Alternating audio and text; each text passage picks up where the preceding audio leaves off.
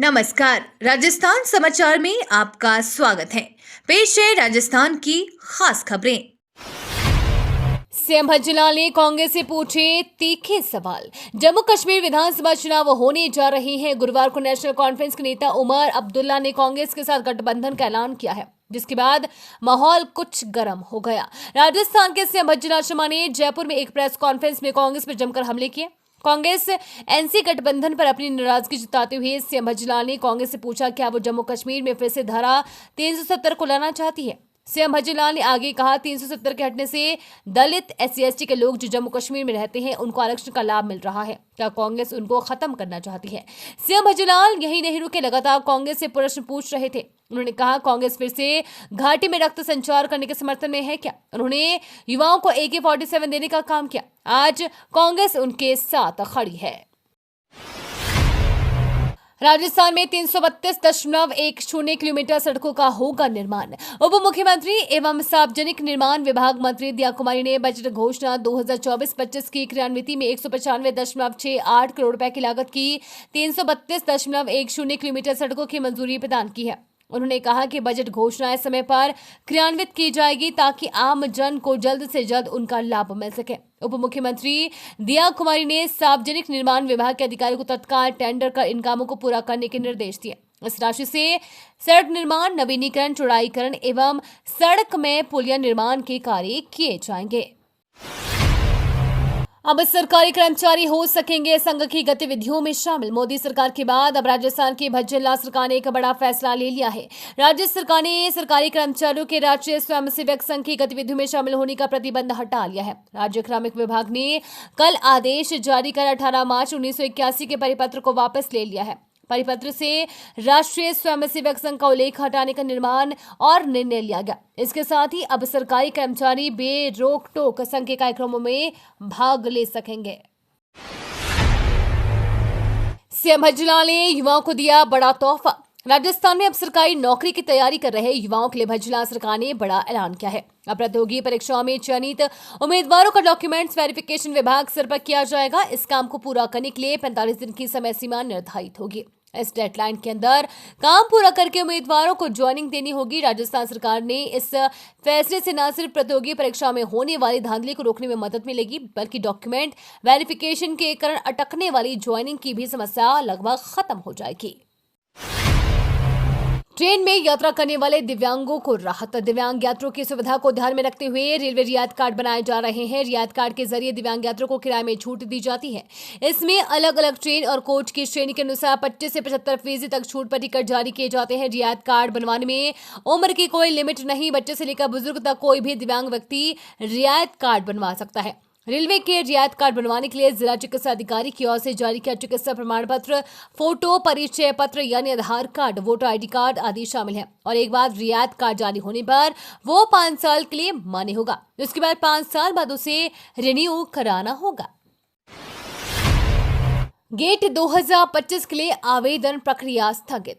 भारतीय प्रौद्योगिकी संस्थान रुड़की ने गेट 2025 की आवेदन प्रक्रिया स्थगित कर दी है। Graduate aptitude test in engineering 2025 पंजीकरण जो 24 अगस्त से शुरू होने वाला था, उसे स्थगित कर दिया गया है। उम्मीदवार अब 28 अगस्त से गेट 2025 के लिए आवेदन कर सकते हैं। उम्मीदवार जो भी गेट के लिए अप्लाई करना चाहते हैं वो IIT गेट की आधिकारिक वेबसाइट gate2025.iitr.ac.in के जरिए आवेदन कर सकते हैं।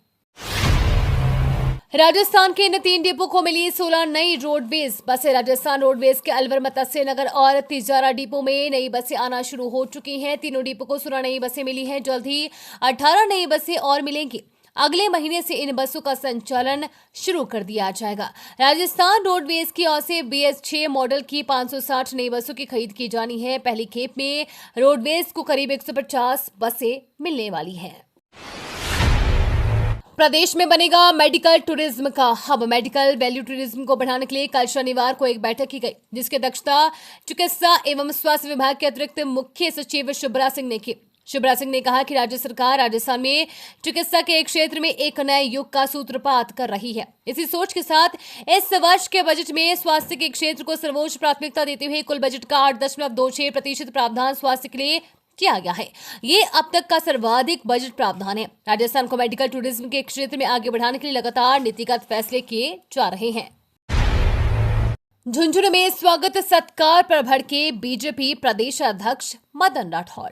राजस्थान में होने वाले विधानसभा उपचुनावों की भाजपा ने जोर शोर से तैयारियां शुरू कर दी है। इसी कड़ी में बीजेपी प्रदेश अध्यक्ष मदन राठौड़ और प्रदेश प्रभारी राधा मोहन दास अग्रवाल शनिवार को झुंझुनू पहुंचे। यहां बीजेपी प्रदेश अध्यक्ष मदन राठौड़ का उस वक्त भड़क गए जब जगह जगह स्वागत सत्कार किया गया। साथ ही राठौड़ ने पार्टी कार्यकर्ताओं को नसीहत भी दे डाली। बता दें कि दौसा और टोंक के बाद अब तीसरे दिन बीजेपी नेता झुंझुनू में उपचुनाव से पहले फीडबैक लेने के लिए आए थे।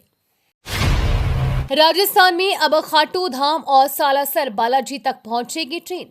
जल्द ही खाटू श्याम जी और सालासर बालाजी धाम के दर्शन के लिए यात्रा करना और भी आसान हो जाएगा। केंद्र सरकार और राजस्थान सरकार द्वारा धार्मिक स्थलों के उत्थान, पुनर्निर्माण और कॉरिडोर बनाने पर विशेष ध्यान दिया जा रहा है। इस पहल से न केवल धार्मिक स्थलों को लाभ मिलेगा, बल्कि इनके आसपास के क्षेत्रों में रहने वाले लोगों और देश विदेश से आने वाले श्रद्धालुओं के लिए भी यात्रा सुविधाजनक हो जाएगी। इससे पर्यटन उद्योग को भी बढ़ावा मिल रहा है और रोजगार के नए साधन विकसित हो जाएंगे।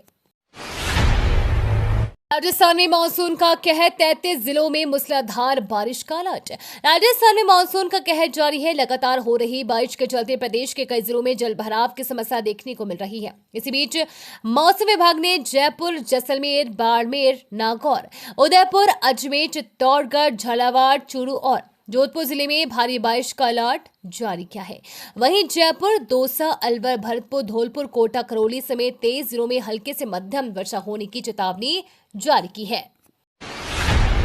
इस बार जन्माष्टमी पर बना रहे दुर्लभ योग। इस बार कृष्ण जन्माष्टमी 26 अगस्त को राजस्थान सहित संपूर्ण देश में धूमधाम से मनाई जाएगी। ज्योतिष के अनुसार जन्माष्टमी पर दुर्लभ योग भी बन रही हैं। पंडित घनश्याम शर्मा ने बताया कि भगवान कृष्ण रोहिणी नक्षत्र में पैदा हुए थे और अष्टमी तिथि का संयोग भी था। ऐसा ही ये संयोग अब की बार भी बनता नजर आ रहा है, जो दुर्लभ योग है। पेंशन योजना पर केंद्र सरकार का बड़ा फैसला। अब ओल्ड पेंशन नहीं, यूनिफाइड पेंशन स्कीम लागू होगी। केंद्र सरकार ने नई पेंशन स्कीम की जगह सरकारी कर्मचारियों के लिए यूनिफाइड पेंशन स्कीम का ऐलान किया। केंद्रीय कैबिनेट की बैठक में इस योजना को लेकर सहमति बनी है। केंद्रीय मंत्री अश्वनी वैष्णव ने कहा कि यूपीएस पिछले साल 1 अप्रैल से लागू होगी। इसका फायदा 23 लाख केंद्रीय कर्मचारियों को होगा। उन्होंने कहा कि कर्मचारियों को कॉन्ट्रीब्यूट करने की जरूरत नहीं पड़ेगी। सरकार कर्मचारी के बेसिक सैलरी का 18% कॉन्ट्रीब्यूट करेगी। न्यू पेंशन स्कीम में कर्मचारी को 10% अपने मूल वेतन का जमा करना होता है। सरकार ने 14% योगदान देती है।